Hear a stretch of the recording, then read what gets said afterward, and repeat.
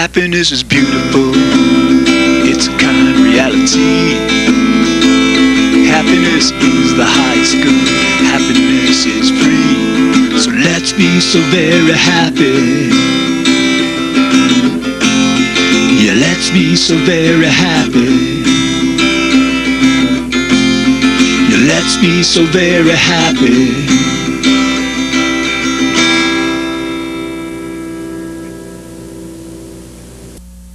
Welcome to the Happiness Show. This is George Ortega, and I'm here to talk about happiness because happiness is, always has been, and always will be the point of it all. Tonight we're going to be talking about the first of 3 classic happiness increase experiments.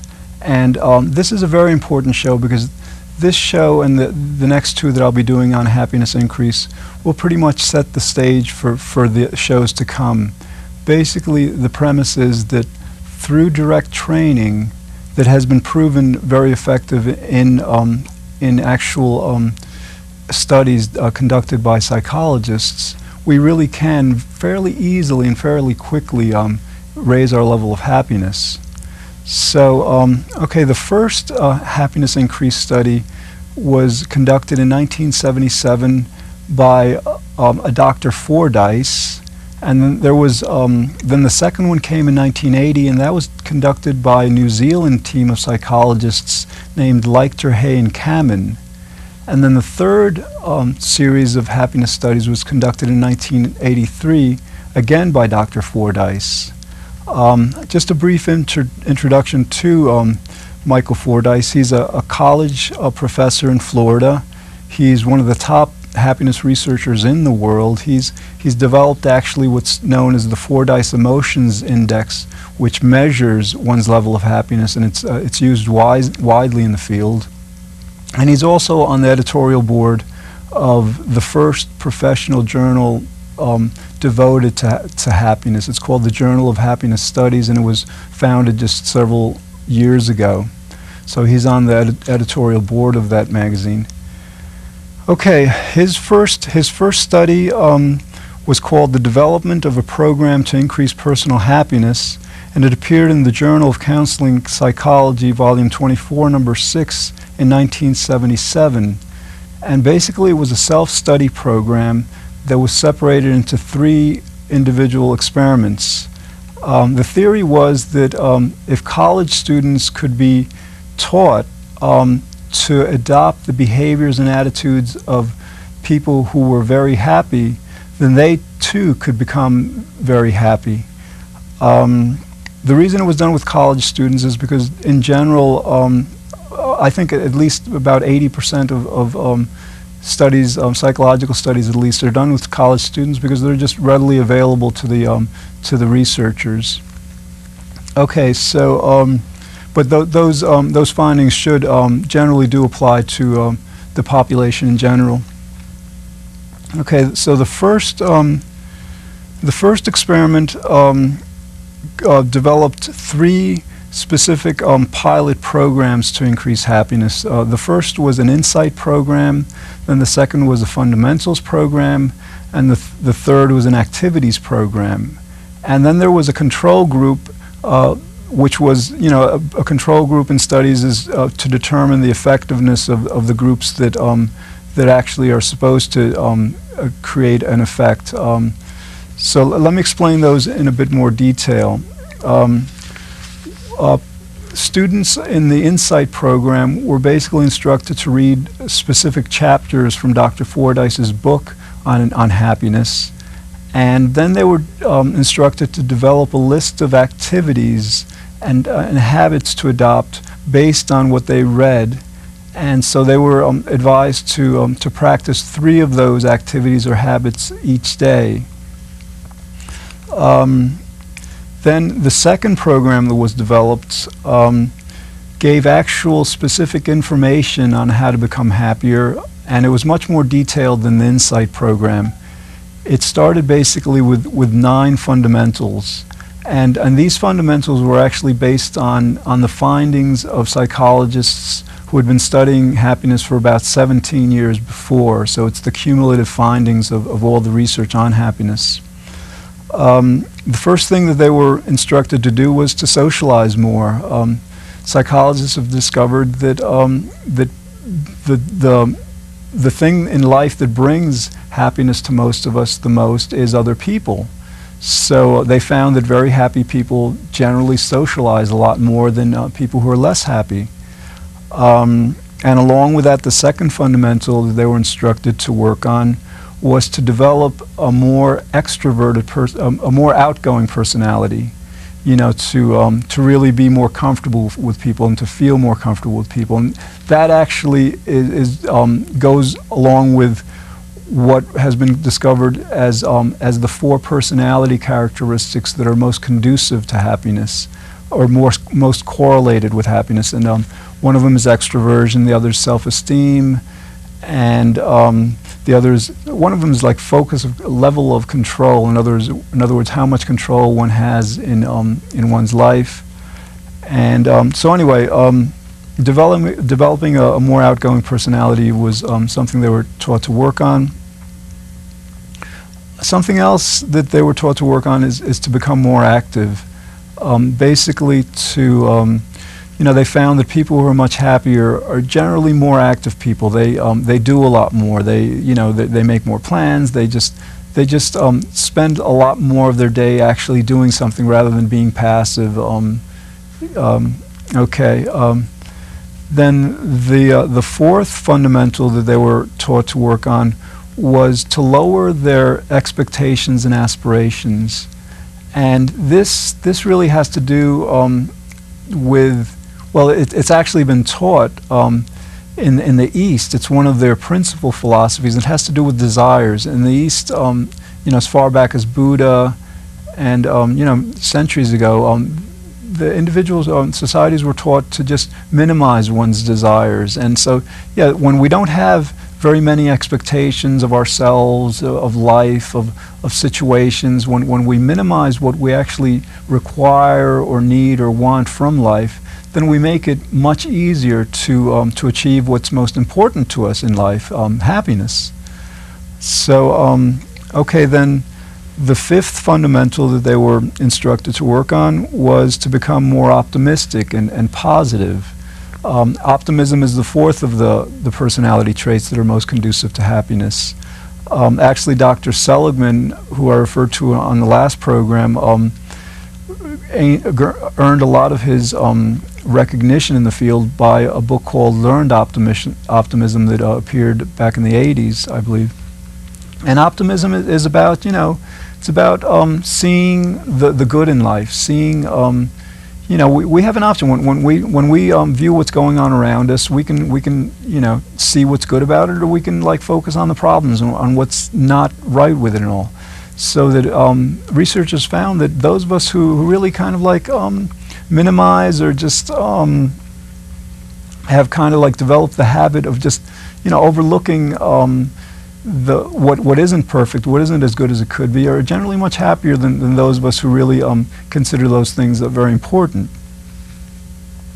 Okay, the sixth fundamental they were advised to work on is to become better organized and to make plans. They found that happy people just they spend more time organizing their lives, organizing their schedules, organizing their time, and I think a part of that is really organizing their social time. You know, very happy people don't wait until the last minute to figure out what they're going to do for the weekend, for example. They might know that a few days in advance. They might plan out their vacations very carefully to, you know, because they know that the better they plan, the better they can expect that the times that they plan will go much better. So that's very important to increasing happiness. The seventh fundamental that he went through was to overcome negativity and worrying, and you know, overcoming negativity is very similar to you know, becoming more optimistic and positive, but the essential aspect of this fundamental is to not worry. Fear is one of the three basic unpleasant emotions that confront us, the other two being sadness and anger. And fear is really, it's really a form of anxiety. It's often when we have lives that are very, very rewarding and satisfying and things are going well, often we tend to not enjoy our lives as much as we could because we somehow adopted or developed the habit of worrying about what might happen. So generally the research has found that those of us who have learned to overcome worrying, to not worry about what might happen, are generally much happier than those of us who worry. And for example, one thing that they discovered is that about 90%, over 90% of what we tend to worry about never happens. So just from a logical standpoint, it really makes sense for us really not to worry. The eighth fundamental that was presented, the subjects were instructed to live in the present. Very often we say to ourselves, well, when I graduate school, or when I get married, or when I get this job, or when I reach a certain plateau or level in my career, or when I retire, or when I make money, always in the future. When something happens in the future, then I'll be very happy. And the reality is that happiness is available, great happiness is available to us in the present. It's not something that we have to wait for at any amount of time. It really is very available to us in the present, and happy people understand that. Happy people understand that happiness is for now, it's not for the future. Okay, and the last of the 9 fundamentals I think is probably the most important. The subjects were instructed to value happiness. If one doesn't value happiness very much, one just won't be motivated to think about it or to plan one's life around achieving a great level of it. They found some societies put more of a premium on happiness than others. Our society, I think, tends to value happiness much compared to other societies. I think we could value it much more because, as I went through last show on why I did this show, our level of happiness as a country really isn't all that high. We score about a D on our level of happiness. So valuing happiness really is important because it does set the stage for anything that we would do to enhance our level of happiness.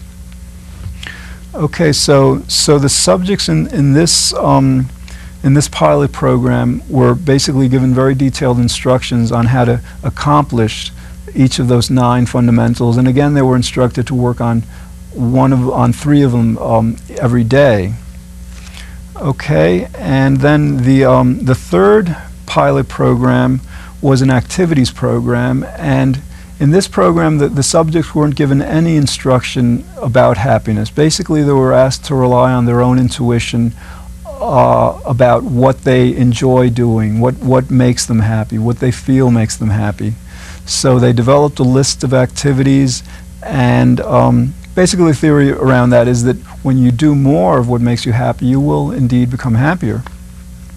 And then, of course, the control group was actually given false instructions. They were given instructions that just weren't designed to make them happy, that perhaps sounded good or something, but just weren't scientifically proven or demonstrated to increase one's level of happiness.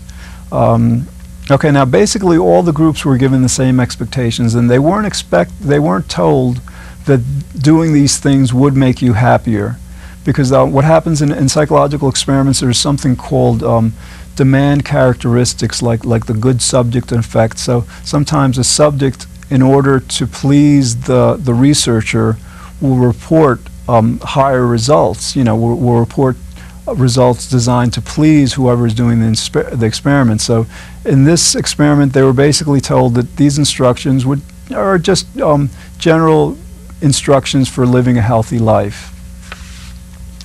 Okay, now all of the subjects were measured both before and after the experiment, and now this is important. Happiness measures, different kinds of guides to measuring happiness have been experimented with for about four decades, and they're very reliable. Actually, they've been tested and retested, and the way they do that is, like, first they'll ask a person how happy they believe they are, and then to verify the results, they'll ask others around them how happy they think that the person is. And then lastly, they'll conduct extensive psychological tests with numerous questions and considerations to really verify the results of the first two methods. So they were tested both before and after, and again, these measures are highly reliable.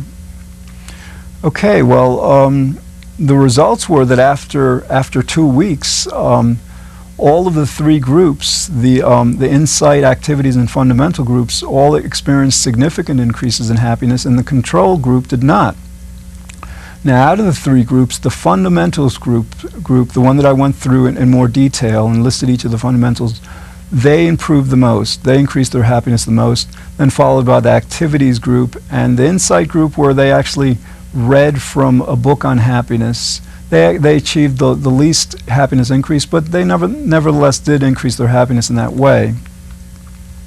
Okay, then the experiment lasted for 2 weeks, but then students were given a choice, an option of, on their own, continuing with the program. So some students chose to do that, and after 2 months, the students who continued working on happiness felt that that after that time, the changes that they were working on had been incorporated into their personality, and that they didn't feel that they had to, like, be conscious of, like, socializing more and being more optimistic. They found that within those 2 months, it had become a part of their ordinary general habit or pattern of thinking. And they also, as a group, felt optimistic about maintaining the gains that they had made throughout the test. Okay, so now this first experiment again was comprised of 3 separate experiments.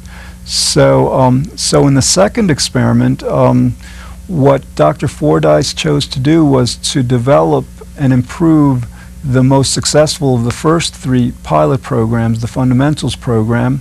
And what he did is he added more fundamentals to make the total 14. And he also expanded the time of training from 2 weeks to 6 weeks. Okay, so in addition to the 9 that I went through before, he advised the subjects to develop their closest relationships. Now, one of the things that has been found in happiness research is that the primary source of happiness for most of us is our significant other. A husband, wife, boyfriend, girlfriend, our children, our closest friends. So naturally, it would make sense to really work on those relationships, to consider them very important, because they're extremely important to our happiness. Fundamental number 11 advised the subjects to be a better friend, because apparently it naturally goes along with developing one's closest relationships. It's not just the very significant others; it's our circle of friends that are very important to our happiness. So it's been determined that generally, by being a good friend, by knowing how to be a good friend, one's going to increase one's experience of pleasure when one's socializing with friends. They were also the fundamental number 12 that they were instructed to work on was to do more meaningful work. What happens is, a lot of times in our life, we need to do work that, for example, for our jobs or for our families, that has to get done. So we do it, but a lot of times it's not the kind of work we really want to do. Or perhaps a lot of times we don't give it the kind of meaning that we could in order to enjoy it as much as we can. So basically, the subjects were instructed to seek out what really is important to them. What kind of work they really find has great purpose, and to devote more time to that kind of work. Now, Fundamental 13 basically divided a previous fundamental negative to reduce negative feelings and worry into two separate skills. Okay, so yeah, that's pretty straightforward. And then the last fundamental that was added was to develop generally a healthier personality overall. They found that while happiness is really available to all of us, regardless of our basic overall health, emotional health, personality, those of us with the healthiest personalities have the easiest time finding great happiness. Now this second experiment basically confirmed the results of the first one. It was successful. In fact, 97% of all the students who went through the experiment basically related it as a success. Okay, and then he conducted a third experiment, and this third experiment was actually the same as the second experiment, except the students were instructed to do the work independently. There was no classroom, there was no structured, organized training. And what they found through this experiment was, I think it makes a lot of sense, the students who devoted the most time to increasing their level of happiness had the greatest results. Okay, so now I'm going to be talking, there's two more classic happiness increase experiments, and I will be doing shows on them in the near future. The one by the New Zealand psychologists, and then the second one by Dr. Fordyce. Now, in this segment, I chose not to focus too much on the level of increase in happiness, basically, but I will deal with that more so during the next show. Okay, now what I'd like to do before we close tonight is I'd like to go into our strategies and considerations segment and just basically go through some specific practical guidelines that we can use to really increase our level of happiness quite easily and quickly. Okay, I think last week we dealt with valuing happiness. You know, if we value happiness, then we'll consider it important enough to work on. So the second strategy I think we should consider is to really work on our happiness directly. A lot of times in life, we'll develop hobbies. We'll want to learn how to play tennis or even go to the movies, learn a language, garden. We have things that we do, and these things that we do generally do create happiness for us. We do them because they make us happier. But what happens is, a lot of times, for example, with exercise, when we choose to exercise, it's like we're doing something that hopefully we'll enjoy, but will give us greater gains in the future. It's like an investment in greater, well, in the case of exercise, physical health. So we should really apply that principle to our happiness and work on our happiness directly. There are several books written by psychologists that give advice on this based on the research that's been done. The most recent is by Dr. Seligman. It's called Authentic Happiness, and it was published this year, actually. And it gives a lot of advice on how we could achieve greater happiness. But in general, if we recognize how important happiness is, how it is really what we all want in life, and that's everyone. That's they've asked people throughout decades, what's most important to you, and inevitably it's happiness. And so, of course, it is somewhat ironic that happiness is so important to us, but we don't learn it in school, and our government really doesn't devote time to it, and we don't really learn it directly in our families. So if we consider how important it is to our lives, then we will work on it, and that's I'll be going through the different strategies that we can adopt to do that. But again, there are books, and a lot of it is really just thinking about it. Just thinking what what's making us happy, what will make us happy in the future, and what's making us unhappy or making it more difficult for us to be as happy as we could. Working on our happiness directly instead of like just having it come as a byproduct of what we do, I think is very important. It's probably one of the most important things we can do to raise our level of happiness. Okay, another thing I think we can do is that basically there are 6 primary emotions: happiness, surprise, disgust, fear, anger, and sadness. And these are primary because like everyone in the world experiences them. They're the 6 emotions that are universal. And of the 6, one of them basically is pleasant, happiness. And then there are 3 that are basically unpleasant. I mean, disgust and surprise could be pleasant. Well, disgust, I suppose, is unpleasant, but we don't experience it that often. And surprise could be pleasant and unpleasant. But fear, anger, and sadness are the 3 unpleasant emotions that we face, throughout our daily lives. And so that it makes a lot of sense to understand that whenever we're dissatisfied, whenever we're not as happy as we could be or should be, that it's generally either fear, sadness, or anger that we're feeling. And so the idea is that the better we get at understanding what these are about, and I'll do shows on these because they are very important. Like, for example, anger. We become angry when we think there's been an injustice committed. And it doesn't matter whether an injustice has actually been committed, but that's our perception. So we feel that we have to address that. We feel fear when we think that we're in danger, either our actual health or life is in danger, or something we hold of great value.